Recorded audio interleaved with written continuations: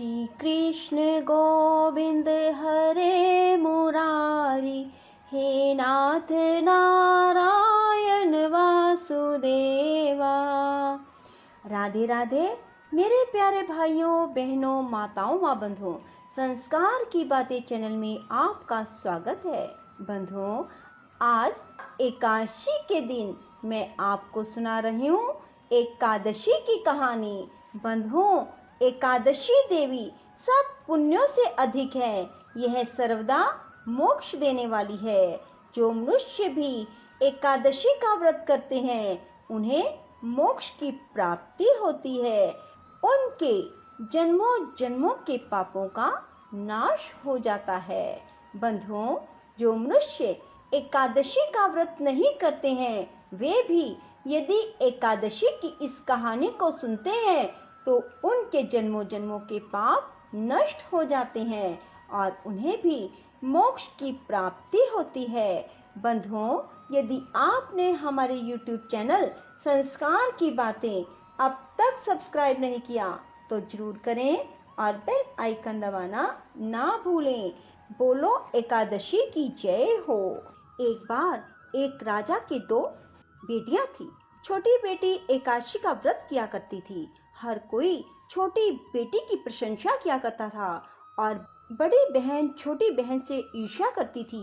एक बार पड़ोसी राजा का बेटा बड़ी बेटी को देखने आया, लेकिन उसे बड़ी बेटी की जगह छोटी बेटी पसंद आ गई। राजा की छोटी बेटी अब बड़ी बहन छोटी बहन से और भी चिढ़ने लगती है।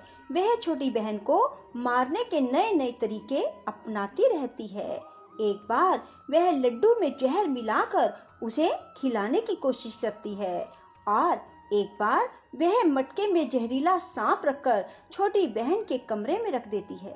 एक बार छोटी बहन को पनघट पर पानी भरने के लिए ले जाती है और धोखे से कुएं में धक्का दे देती है, पर हर बार ग्यारस माता उसे बचा लेती है क्योंकि वह ग्यारस माता के व्रत किया करती थी। बड़ी बहन बहुत परेशान हो गई कि यह तो किसी भी तरह नहीं मरती।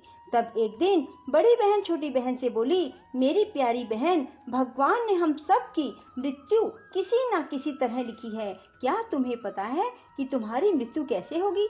बड़ी बहन बहुत सीधी थी। छोटी बहन बहुत सीधी थी। वह बोली, मेरी मृत्यु मेरे पालतू तोते व तोते के गले में जो हार है उसमें अटकी हुई है। यदि कोई मेरे तोते को मारकर उस हार को लेकर पहन ले तो मैं मूर्छित हो जाऊंगी और फिर उस हार को उतार कर कहीं रख दे तो मैं जीवित हो जाऊंगी। उस रात छोटी बहन अपने पिता के पास गई और बोली, पिताजी, मुझे शक है, यदि मैं मर जाऊं तो आप मुझे जलाना नहीं, आप मुझे हमारे पुराने महल के कुएं के पास झोपड़ी बनाकर खाट पर सुला देना। राजा बोले, बेटी, तुम ऐसा क्यों बोल रही हो? 2-3 दिन बाद तो तुम्हारी शादी है। तब छोटी बेटी बोली, पिताजी, समय का कोई भरोसा नहीं। इस तरह शादी वाला दिन भी आ गया। शादी वाले दिन बड़ी बहन छोटी बहन के पालतू तोते को ढूंढती है पर वह उसे कहीं नहीं मिलता। तभी दरवाजे पर बारात आ जाती है। वरमाला का कार्य संपन्न हो जाता है। फेरों की रस्म शुरू हो जाती है। उधर बड़ी बहन तोते को ढूंढ लेती है और वह उस तोते को मार देती है। वहीं छोटी बहन के 3.5 फेरे राजकुमार के साथ पूरे हो जाते हैं। तभी छोटी बहन मूर्छित होकर गिर जाती है। उधर बड़ी बहन तोते के हार को खुद पहन लेती है। तब फेरों में सभी घबरा जाते हैं। सभी बारातियों में हलचल मच जाती है कि राजकुमारी को क्या हुआ। सब डर जाते हैं। तब राजा वैद्य हकीमों को बुलाते हैं। छोटी राजकुमारी को महल में ले जाकर लिटा दिया जाता है। वैद्य और हकीम राजा से कहते हैं, राजकुमारी ना मरी है ना जीवित है, हमने ऐसा पहली बार देखा है। तब राजा उनसे कहते हैं, बाहर जाकर बोलना कि राजकुमारी बेहोश है, अभी थोड़ी देर में ठीक हो जाएगी। यदि तुम ऐसा नहीं कहोगे तो मैं तुम्हें फांसी दे दूंगा। बेचारे वैद्य हकीम राजा के कहे अनुसार बोल देते हैं। तभी बड़ी बेटी आती है और कहती है, पिताजी, मुझे छोटी बहन के मरने का बहुत दुख है। उससे ज्यादा दुख मुझे आपकी इज्जत का है जो कि खराब हो जाएगी।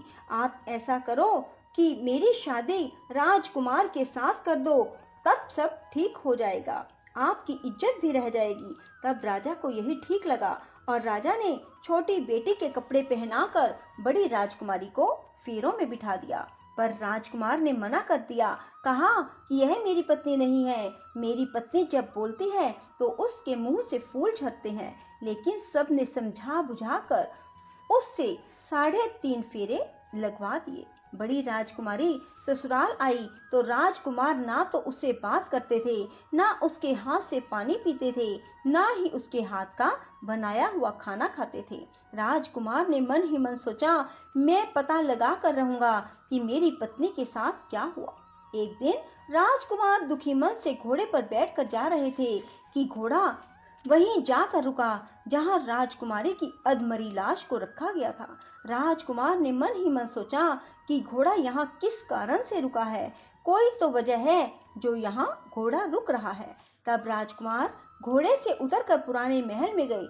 वहाँ एक चौकीदार था। राजा ने पूछा, यह महल किसका है? तब चौकीदार ने बताया कि यह महल किसका है। तब राजकुमार समझ गए कि यह पुराना महल तो उसके ससुर का ही है। वहाँ खाट पर कौन सो रहा है? राजकुमार ने चौकीदार से पूछा। तब चौकीदार कहने लगा कि यह राजा की छोटी बेटी है जो शादी वाले दिन अधमरी हो गई थी। तब राजकुमार ने कहा कि यह तो मेरी पत्नी है, इसके साथ मैंने 3.5 फेरे लिए थे। तब राजकुमार ने चौकीदार से कहा, तुम किसी को ना बताना कि मैं यहाँ आया हूँ, मैं तुम्हें मुंह मांगी रकम दूंगा।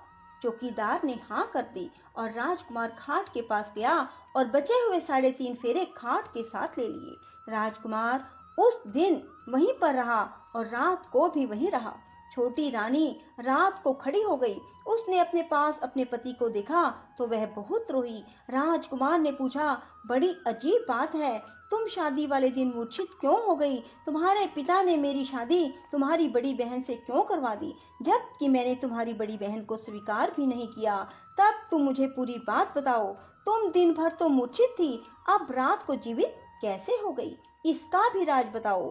तब राजकुमारी ने अपने पति को तोते और हार वाली सारी बात बताई।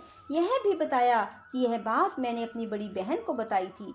एक बार मेरी बड़ी बहन ने मुझसे मेरी मृत्यु का उपाय पूछा, तब मैंने उसे पूरी बात बताई। मेरी बड़ी बहन मुझसे बहुत ईर्ष्या करती थी। उसने कई बार मुझे मारने की कोशिश की, पर ग्यारस माता ने मुझे हर बार बचा लिया। यह सब मेरी बड़ी बहन ने किया है। तोते के गले में जो हार था वह मेरी बड़ी बहन दिन में पहन लेती है और रात को उतार देती है। इसीलिए मैं दिन में मूर्छित रहती हूँ और रात को जीवित हो जाती हूँ।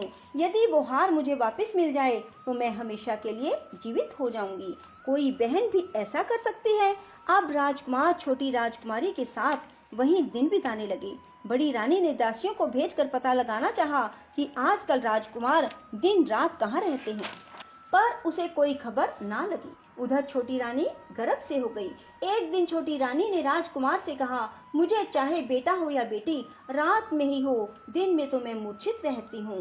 पर एक दिन राजकुमार को किसी काम से बाहर जाना पड़ा और तभी राजकुमारी प्रसव से हो गई।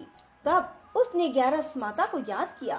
तब ग्यारस माता स्वयं आकर उसका प्रसव करवाती है। उसके सुंदर पुत्र पैदा होता है।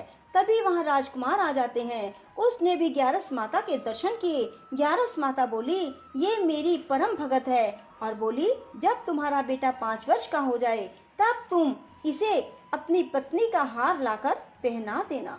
देखते ही देखते कुंवर 5 वर्ष का हो गया। बेटा युवराज 5 वर्ष का हो गया। तब राजकुमार अपने बच्चे से कहते हैं कि बेटा युवराज, तुम यहीं रहना, माँ की खाट के पास, मैं शहर से काम निपटा कर आता हूँ। तब बड़ी रानी के दास दासी राजा को वहां से आते हुए देख लेते हैं और बच्चे को उठवा लेते हैं। बच्चे के 2 टुकड़े कर दिए जाते हैं। एक टुकड़ा चक्की के नीचे और एक अपने पलंग के नीचे रख लेती है। तब वह ग्यारस माता को याद करती है और ग्यारस माता भीख मांगने के लिए बड़ी रानी के महल में आती है। तब बड़ी रानी अपने दास दासियों के हाथों भिक्षा भिजवा देती है, पर ग्यारस माता कहती है कि मैं तो तुम्हारी रानी के हाथों से ही भिक्षा लूंगी। तब वे जाकर उसे कहते हैं। तब बड़ी रानी खुद उसे भिक्षा देने के लिए आती है। तब ग्यारस माता बिल्ली का रूप बनाकर अंदर जाती है और उसके बच्चे के जो 2 टुकड़े होते हैं उन्हें इकट्ठा जोड़ देती है और उसमें प्राण फूंक देती है और उसे लेकर चली जाती है। राजकुमार कुंवर को लेकर महल में जाते हैं और कहते हैं, रानी, ये बच्चा मेरी दूर के रिश्ते की बहन का है। यदि तुम इसे प्यार से रखोगी तो शायद मेरा दिल भी तुम पर आ जाए। तब बड़ी रानी कुंवर को लाड प्यार से रखती है। तब एक दिन राजकुमार अपने बेटे से कहता है कि तुम अपनी मामी से हार मांग लो, हम ये हार लेकर तुम्हारी माँ के पास चलेंगे, पर ये बात अपनी मामी को मत बताना। कुंवर बोले, मामी मामी, मुझे अपना ये हार दे दो। एक बार तो रानी जवाब दे देती है, पर फिर उसे ये बात याद आती है कि जब राजकुमार ने उसे कहा था कि यदि तुम बच्चे का ध्यान रखोगी तो मेरा दिल तुम पर आ जाएगा। तब बड़ी रानी कुंवर को हार दे देती है। कुंवर उस हार को लेकर अपने पिता को देते हैं। आज हम आपके हाथ का बना हुआ खाना खाएंगे, हम आते हैं, तुम खाना तैयार करो। बड़ी रानी बहुत खुश हो जाती है कि आज मेरे पति मुझसे खुश हैं। तब राजकुमार छोटी रानी के पास जाते हैं। बड़ी रानी उधर बहुत खुश होती है। तब राजकुमार छोटी रानी को वो हार पहना देते हैं और छोटी रानी जीवित हो जाती है और महल में छोटी रानी और बच्चे को लेकर आते हैं और बड़ी रानी को अपने ससुर के यहाँ छोड़ने के लिए चले जाते हैं और उन्हें सारी बात बताते हैं। उसके ससुर भी इस बात में शर्मिंदगी महसूस करते हैं और कहते हैं, ये मेरी परवरिश में ही कुछ ना कुछ कमी रही होगी। और ग्यारस माता की कृपा से छोटी रानी के भाग जाग जाते हैं। हे ग्यारस माता, जैसे आप छोटी बेटी पर प्रसन्न हुई वैसे सब पर होना। कहते सुनते हुंकारा भरते सब पर अपनी कृपा बरसाए रखना। बोलो ग्यारस माता की जय। राधे राधे, जय श्री कृष्णा। बंधुओं, यदि आपको हमारी वीडियो पसंद आए तो इसे लाइक करें और शेयर भी जरूर करें। साथ ही हमारे चैनल को सब्सक्राइब करना ना भूलें।